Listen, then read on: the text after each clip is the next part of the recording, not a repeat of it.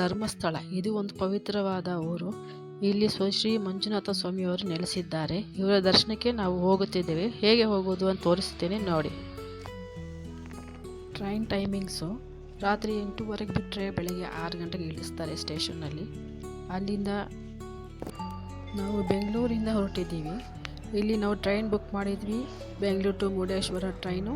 ಅದು ಸ್ಟಾಪ್ ಬಂದು ಸುಬ್ರಹ್ಮಣ್ಯ ರೈಲ್ವೆ ಸ್ಟೇಷನ್ದೇ ಇರುತ್ತೆ. ಸೊ ಇಲ್ಲಿ ಹತ್ತಿ ಆರಾಮಾಗಿ ಪ್ರಯಾಣ ಮಾಡಿ ಸ್ಲೀಪರ್ ಕೋಚಲ್ಲಿ ಹೋಗಿ ಸುಬ್ರಹ್ಮಣ್ಯ ರೈಲ್ವೆ ಸ್ಟೇಷನಲ್ಲಿ ಇಳಿದ್ವಿ. ಇದು ಸುಬ್ರಹ್ಮಣ್ಯ ರೈಲ್ವೆ ಸ್ಟೇಷನು ಇನ್ನೂ ರೆಡಿ ಆಗ್ತಿದೆ.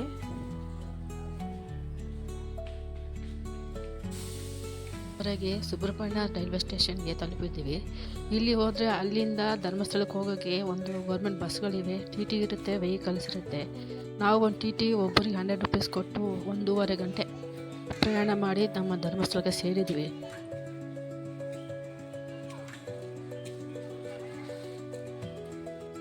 ಇದು ಧರ್ಮಸ್ಥಳ ಮೇನ್ ಗೇಟ್. ಇಲ್ಲಿಂದ ಊರು ನೋಡಲು ಬೆಳಗಿನ ಜಾವ ತುಂಬ ಚೆನ್ನಾಗಿರುತ್ತೆ. ಹೀಗೆ ನಡ್ಕೊಂಡು ಹೋಗ್ತಿದ್ರೆ ರೈಟಲ್ಲಿ ಬಾಹುಬಲಿಗೆ ಹೋಗ್ಬೋದು, ಲೆಫ್ಟಲ್ಲಿ ಅಣ್ಣಪ್ಪ ಸ್ವಾಮಿ ದೇವಸ್ಥಾನ ಇದೆ. ಅಲ್ಲಿ ಹೆಂಗಸರು ಹೋಗುವಂತಿಲ್ಲ. ಸೊ ಹೊರಗಿಂದ ಒಂದು ನಮಸ್ಕಾರ ಮಾಡಿಕೊಂಡು ಹಾಗೆ ಮುಂದೆ ಹೋದರೆ ಲೆಫ್ಟಲ್ಲಿ ಅಣ್ಣಪ್ಪ ದೇವಸ್ಥಾನ ಆದಮೇಲೆ ಮುಂದೆ ಹೋದರೆ ಅಲ್ಲಿ ಅಪರ್ಣ ಹೋಟೆಲ್ ಅಂತ ಬರುತ್ತೆ. ಆ ಹೋಟೆಲ್ ನಾನು ಚಿಕ್ಕವಾಗಿಂದಾಗಲೂ ಹೋಗ್ತಿದ್ದೆ. ನಮ್ಮ ಅಪ್ಪ, ಅಮ್ಮ, ಅಣ್ಣ, ನಾನು, ಈಗ ನಮ್ಮ ಹಸ್ಬೆಂಡ್ ಯಾವಾಗ ಹೋದರೂ ಅಲ್ಲೇ ಕರ್ಕೊಂಡು ಹೋಗ್ತಾರೆ. ಅಲ್ಲಿ ಹೋಗಿ ಚೆನ್ನಾಗಿ ಟಿಫನ್ ಮಾಡಿ ಒಂದು ಕಾಫಿ ಕುಡಿದು ಅಲ್ಲಿಂದ ಹಾಗೆ ಮುಂದೆ ನಡ್ಕೊಂಡು ಹೋದ್ವಿ. ನಮಗೆ ರೂಮ್ ನಾವು ಬುಕ್ ಮಾಡಿದ್ದು ಗಾಯತ್ರಿ ಗೆಸ್ಟ್ ಹೌಸಲ್ಲಿ. ಅಲ್ಲಿ ಹೋಗಿ ಇಳಿದ್ವಿ.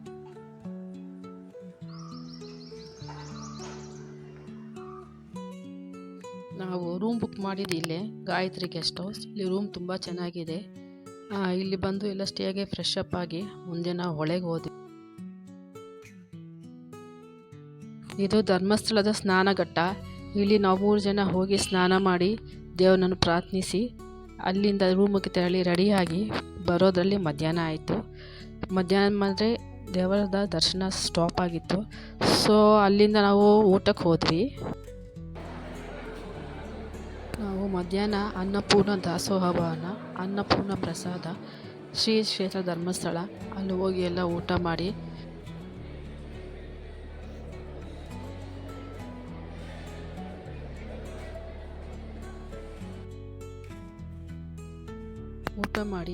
ಅಲ್ಲಿಂದ ನಾವು ಸೋತಡ್ಕ ಗಣೇಶನ ನೋಡಲು ಅಂತ ಹೋದೆವು. ಹೋಗಲಿಕ್ಕೆ ಬರಲಿಕ್ಕೆ 600 ರೂಪೀಸ್ ಬೈ ಆಟೋ ಫೇರ್. ಹೋಗಿ ಎಷ್ಟೊತ್ತಾದರೂ ನಾವು ಇರ್ಬೋದು. ಎಲ್ಲ ಪೂಜೆ ಮಾಡಿಕೊಂಡು ಅಲ್ಲಿಂದ ಬಂದು ಮತ್ತೆ ಶ್ರೀ ಮಂಜುನಾಥ ಸ್ವಾಮಿ ದೇವಸ್ಥಾನಕ್ಕೆ ಹೋಗಿ ಅಲ್ಲಿದೆ ಸ್ವಾಮಿಯವರ ದರ್ಶನಕ್ಕೆ ಅಂತ ಇದ್ವಿ.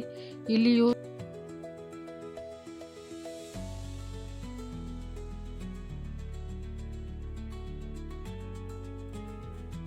ಈಗ ಧರ್ಮಸ್ಥಳದಲ್ಲಿ ಕ್ಯೂ ಕಾಂಪ್ಲೆಕ್ಸ್ ಅನ್ನು ಕಟ್ಟಿದ್ದಾರೆ, ತುಂಬ ಚೆನ್ನಾಗಿದೆ. ಅಲ್ಲಿ ಕೂತು ಅಲ್ಲಿಂದ ದರ್ಶನಕ್ಕೆ ಬೇಗನೆ ಬಿಟ್ಟರು. ದರ್ಶನ ಹೋಗಿ ಹೊರ ಬಂದ್ವಿ. ತುಂಬ ಚೆನ್ನಾಗಿ ಶ್ರೀ ಮಂಜುನಾಥ ಸ್ವಾಮಿ ದರ್ಶನ ನೀಡಿದರು. ಎಲ್ಲ ಎಷ್ಟೊತ್ತಾದರೂ ಇದ್ದು ನಮಸ್ಕಾರ ಮಾಡ್ಕೊಂಡು ಬಂದ್ವಿ. ಬಂದಾದಮೇಲೆ ನೈಟು ನಂಗೆ ಯಾವಾಗಲೂ ಎಲ್ಲಿ ಊರಿಗೆ ಹೋದ್ರೂ ಇದೊಂದು ದೊಡ್ಡ ವಾಡಿಕೆ. ನೈಟ್ ಲಾಂಗ್ ವಾಕ್ ಹೋಗಿ ಹಾಗೆ ಸ್ವೀಟ್ ಶಾಪಿಂಗ್ ಮಾಡಿಕೊಂಡು ಎಲ್ಲ ನೋಡಿಕೊಂಡು ನಿಧಾನಕ್ಕೆ ಬರೋದು. ತೊಗೊಳ್ಳೋದಂತೂ ಏನೂ ಇಲ್ಲ, ಸಿಂಪಲಾಗಿ ತೊಗೊಳ್ಳೋದು. ಬಟ್ ಅದೊಂದು ವಾಡಿಕೆ. ನಾನು ಯಾವ ಊರಿಗೆ ಹೋದರೂ ಬೇಗ ಬೆಳಗ್ಗೆ ಎದ್ದು ಮಾರ್ನಿಂಗ್ ವಾಕ್ ಹೋಗ್ತೀನಿ. ಹಾಗಾಗಿ ಎಲ್ಲಿ ಹೋದರೂ ನಾನು morning walk but night shopping walk ಇದ್ದೇ ಇರುತ್ತೆ.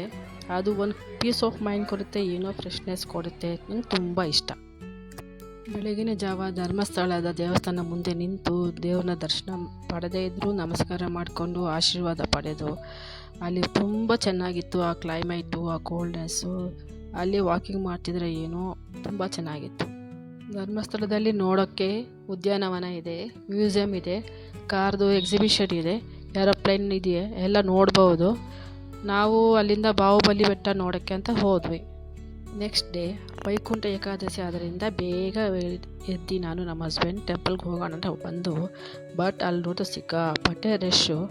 ಸರಿ ಅಲ್ಲೇ ದೇವ್ರ ನಮಸ್ಕಾರ ಮಾಡಿಕೊಂಡು ಟಿಫನ್ ಮಾಡಿಕೊಂಡು ಅಲ್ಲಿಂದ ರೂಮ್ನ ವೆಕೇಟ್ ಮಾಡಿಕೊಂಡು ರೂಮ್ನ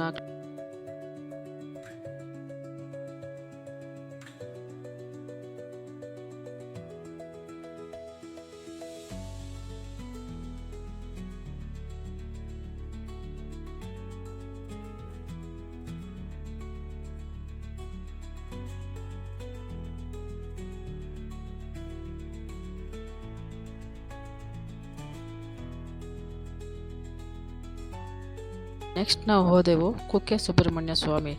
ಇನ್ನು ಮುಂದೆ ಶಾರ್ಟ್ಸಲ್ಲಿ ನಾನು ನಿಮ್ಗೆ ತೋರಿಸ್ತೀನಿ ಅಣ್ಣಪ್ಪ ಸ್ವಾಮಿ ದೇವಸ್ಥಾನ, ಬಾಹುಬಲಿ ಬೆಟ್ಟ ಹಾಗೂ Kukke Subrahmanya. See you. Thank you.